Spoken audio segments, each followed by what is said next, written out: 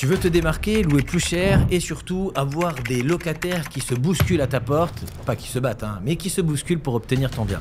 Je vais te dire exactement comment faire, reste bien jusqu'au bout de cette vidéo, car la location n'aura plus aucun secret pour toi. Pour faire la différence dans un monde où tout est devenu de plus en plus concurrentiel, les informations sont partout, tu as la possibilité de te former à n'importe quoi, de découvrir des opportunités toutes les 4 secondes, et l'investissement immobilier reste pour n'importe quel Français la valeur refuge numéro 1. La possibilité d'investir dans l'immobilier est très facile, vous avez compris le concept, mais je vous le rappelle rapidement, il suffit tout simplement d'aller à la banque, de faire un crédit, avec ce crédit tu achètes un bien immobilier, ce bien immobilier s'il y a des travaux tu le fais rénover par des artisans, puis ensuite tu le décores, tu mets un locataire dedans et le locataire rembourse la dette à ta place, tu t'enrichis tous les mois grâce au crédit qui est remboursé et en plus de ça, si tu fais les choses bien, tu récupères du cash flow qui t'enrichit dans ta poche en plus tous les mois exonéré d'impôts en moyenne entre 7 à 10 ans. Sur le papier, c'est magnifique, c'est facile à faire et en plus de ça, c'est de la pierre, donc rien de tel pour te sécuriser. Si on repart sur le principe simple, de plus en plus de personnes ont compris ce mécanisme et donc se lancent dans l'investissement immobilier. Mais heureusement pour toi, très peu de personnes se lancent de la bonne des façons. La première chose à faire, si jamais tu veux te démarquer de la concurrence, c'est de faire une décoration soignée. Une décoration dans laquelle le locataire pourra apprécier, déjà rien qu'avec les photos, que cet appartement n'est pas comme les autres. La décoration donne envie de se déplacer, on a envie d'aller plus loin, de voir plus loin que ces photos. On a créé une pseudo-frustration où on n'a pas envie de perdre ce bien parce que contrairement aux autres, ben voilà, il y a des couleurs, c'est bien décoré, c'est meublé, c'est bien équipé. Pourquoi je devrais aller louer un autre appartement alors que celui-ci, il y a tout? C'est ça qu'il faut qu'on crée. Le clé en main est, à ce jour en tout cas, de plus en plus convoité. Les gens ont envie d'un maximum de résultats en un minimum d'efforts. Et pour ça, ils sont prêts à payer plus cher. Et donc, si tu comprends ça, à ce moment-là, tu vas pouvoir tirer ton épingle du jeu. Alors, tu vas me dire, Jérémy, oui, je veux bien, mais moi, je suis pas décorateur d'intérieur. Ouais, très bien, super, je t'ai pas demandé de l'être. Dans ce cas-là, fais appel à un décorateur d'intérieur. Alors, ça dépend, tu as des sites qui sont prévus pour ça, comme Rinov, par exemple, sans en faire la pub. Et sur Rinov, tu te fais tout un salon pour 150 balles, tu te fais une chambre pour 90 €, tu prends des photos, des codes, tu leur envoies, ils te font des propositions. Bon, voilà quoi. Il n'y a rien de compliqué avec ça. Mais tu pourrais aussi prendre un architecte d'intérieur qui va te faire des propositions. Les propositions qu'il va te faire ou qu'elle va te faire, elle va également te fournir une shopping list avec tout ce qu'il faut commander. C'est-à-dire que tout ce qu'elle t'a mis sur le papier, bah, tu peux le commander, appuyer sur un bouton et le recevoir chez toi. Il y a plein de méthodes pour le faire. L'avantage en faisant ça, bon déjà tu l'auras compris, si tu suis cette chaîne, le fait de faire du meublé, en plus de pouvoir louer plus cher, tu ne paieras pas d'impôts. Hein, entre 7 et 10 ans, c'est ce que je t'expliquais au départ, en utilisant la niche du LMNP. Donc ça, c'est pour moi une première chose. Le fait justement de faire une décoration ne suffit pas. Parce que le plus beau des diamants, s'il reste enfermé dans sa boîte, qui le voit? Personne. Alors pourquoi je te dis ça? C'est que des fois, il y a des gens qui font de belles décorations et ils prennent leurs photos avec leur téléphone. Ils savent pas le faire en plus. Hein. Ils se mettent pas d'eau à la lumière pour prendre des photos du bien lumineux. Ils allument pas toutes les lumières, ils ouvrent pas tous les rideaux. Ils prennent pas les photos de la bonne des façons, à la bonne hauteur. Donc ça fait étriquer. Ou alors, des fois, il y en a plein d'appartements, j'ai vu ça, les gens ne rangent pas l'appartement, prennent des photos dégueulasses. L'idée, si je veux te donner quelques conseils, tu allumes les lumières, tu ouvres les rideaux, tu ouvres les volets, le plus lumineux possible, et tu prends une photo d'eau à chaque angle de la pièce. Alors contre-jour, généralement, ça sert à rien. Mais pour le plus tard, potentiellement, ça peut toujours être utile pour les gens qui veulent voir si demain tu veux vendre tous les côtés. Quitte à prendre les photos, prends les photos de tout. Quand tu vas prendre des photos, tu prends des photos des équipements, tu prends des photos de ce qu'il y a dans les tiroirs, tu prends des photos des placards, tu prends des photos de tout. Mais, petite astuce, tu vas dresser les choses. C'est-à-dire que tu vas mettre le canapé avec un petit plaid, soit tu fais une retouche, soit tu l'allumes directement à la télé sur Netflix pour montrer qu'il y a Netflix. Alors c'est pas pour dire qu'il y a Netflix, même si c'est bien, je t'en parlerai après de le mettre dans la location de ton appartement, mais tout simplement c'est intéressant parce que les gens se projettent, les gens achètent avec leurs émotions et se justifient par la logique. Donc ça veut dire que si émotionnellement je commence à les projeter sur un canapé devant Netflix avec un petit plaid et un plateau, ou alors que sur la table j'ai dressé les assiettes, les verres à vin, le verre à eau, les couverts, etc. et qu'on commence déjà à s'imaginer recevoir des amis à la maison, que sur la petite table de cuisine j'ai dressé le petit déjeuner, ça fait quand même son effet. Automatiquement, les locataires potentiels se projettent plus facilement. Et quand on se projette plus facilement, le coup de oui, bon, c'est vrai que c'est un peu plus cher, mais regarde, là, il y a tout. Imagine-toi, là, on est en train de déjeuner, on a notre chez nous, on n'a rien à faire. Vous avez gagné, vous pouvez louer 10-15% plus cher, ils le prendront quand même. Et comme il n'y a pas de bien comparable, bah, il n'y a pas de problème. Sauf que pour ce faire, n'ayez pas peur de dépenser 150 balles dans un photographe professionnel. En 2 secondes, il va venir, il va prendre les clichés. Vous les aurez aussi pour le jour de la vente. Vous les aurez si demain vous faites de la location courte durée, vous avez pris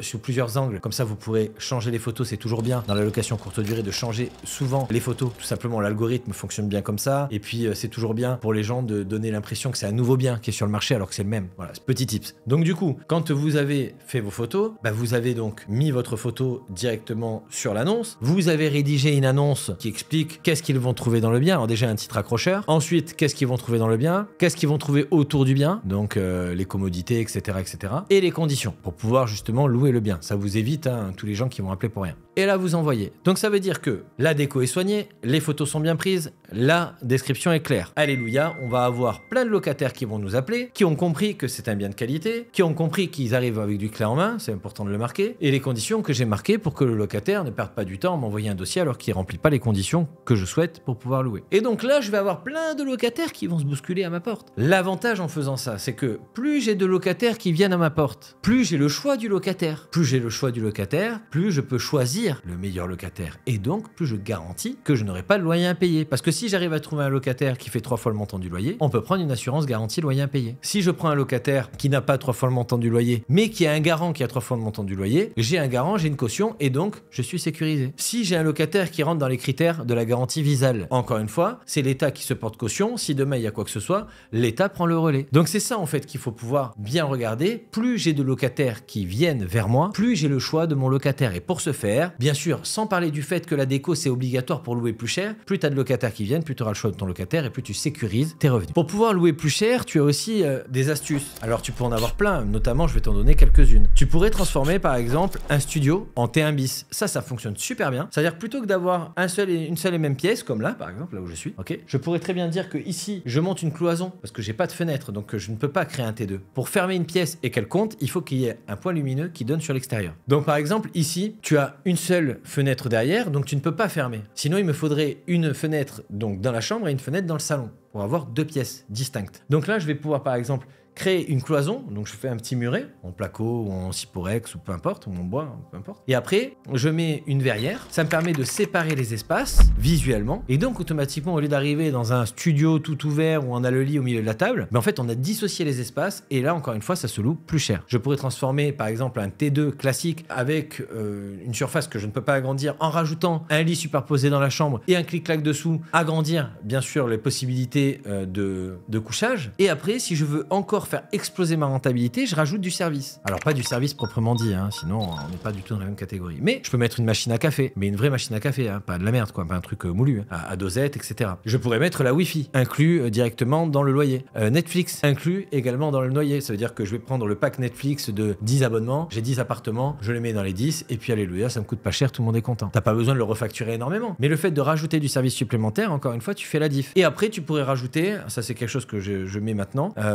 des poêles, par exemple, qui ne sont pas des poêles en téflon, les problématiques liées aux problèmes de santé qu'on peut entendre actuellement. Je vais mettre un purificateur d'eau, parce qu'on le sait que dans la France entière, les eaux sont de plus ou moins bonne qualité. Un purificateur d'eau, ça vaut 80 € pour 30 000 litres, donc ça veut dire 89 litres par mois, donc c'est énorme, que tu mets que sur le robinet, pas dans la douche ni quoi que ce soit, et leur garantir une eau saine toute l'année. Ça aussi, c'est des arguments. C'est des choses supplémentaires que tu peux rajouter à ta location, qui vont faire que, ah ouais, d'accord, donc j'ai pas Netflix à prendre, ok, j'ai pas Internet à prendre, ok, c'est génial. J'ai pas besoin d'acheter de bouteilles d'eau parce que l'eau, elle est saine et je peux remplir mes bouteilles. Putain, mais c'est incroyable, franchement. Ah ouais, franchement, bien équipé. J'ai des poêles et des casseroles qui sont saines en inox, etc. Et derrière, j'augmente ma valeur. Et si aujourd'hui, vous arrivez à bien percevoir quels sont les besoins de vos locataires et de mettre en avant des services supplémentaires sans pour autant que ça soit des services, parce que vous n'avez pas besoin de vous déplacer, de gérer quoi que ce soit. Internet, je l'ai pris, c'est réglé. Le système de filtration d'eau, il est pris, on n'en parle plus. J'ai pas pris du téflon, j'ai pris de l'inox, comme ça, pas de scandale, pas de problématique. Sans parler même du scandale, le téflon, des fois, vous savez, ça s'abîme, etc. L'inox, ça bouge pas.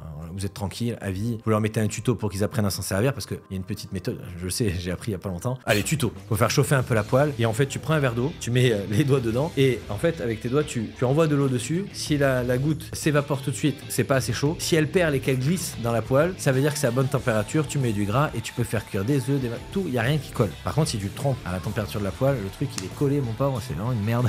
C'était mon petit tuto de la vidéo. Tu l'auras compris, si tu veux augmenter ta rentabilité, il y a plusieurs choses à faire. Tu pourrais aussi exploiter des combles, les transformer en une chambre supplémentaire, même si tu n'as pas la hauteur Carrez. Ça pourrait être par exemple une chambre atypique avec des plafonds un peu bas où tu viens que pour dormir. Ça pourrait être une cave que tu as transformée en jacuzzi ou en sauna. Tu as mis un petit sauna avec un petit jacuzzi ou même juste un sauna avec une petite salle de détente ou une petite salle de sport. Il y a plein de choses à faire. À toi de faire fonctionner tes ménages pour pouvoir optimiser chaque centimètre, chaque espace pour augmenter ta rentabilité. Je terminerai sur ce point-là. Un bien rentable, ça ne se trouve pas, ça se crée.